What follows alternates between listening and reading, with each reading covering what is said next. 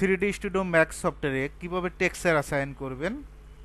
অনেকেই অনেক ধরনের টেক্সচার অ্যাসাইন করতে চান, তাদের জন্য এই ভিডিওটা করা। সর্বপ্রথম ম্যাটেরিয়ালের শর্টকাট এম লেখে এন্টার, কি লেখে এন্টার, এম লেখে এন্টার। আমরা জাস্ট এখানে বিরেমটেল অবশ্যই করতে হবে।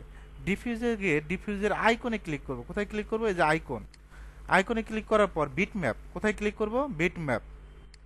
বিট ম্যাপে ক্লিক করার পর এখন পিকচারটা কোথায় আছে? এই যে ম্যাক্সের অল পিকচার, এখান থেকে এই টেক্সচারগুলো দেওয়া আছে, তাই না? কোনো কারণে আপনার এই টেক্সচারটা চয়েস হচ্ছে, জাস্ট ক্লিক করবেন, ওপেন। ওকে, এখন আমরা অবশ্যই এটা কি করতে হবে? সিলেক্ট করতে হবে। বেশি টেক্সচার দিবেন না, বেশি টেক্সচার দিলে ভালো লাগবে না।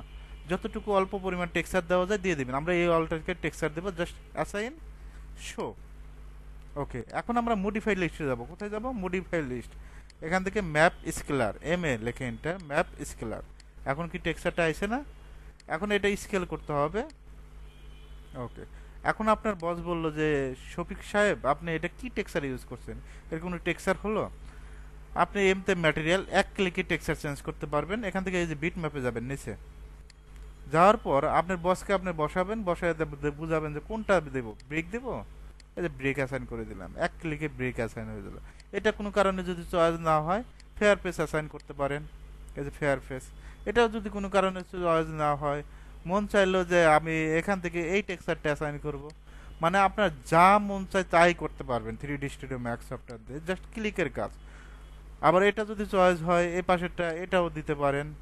আপনি এটা সময় নিয়ে দেখতে হবে কোন টেক্সচারটা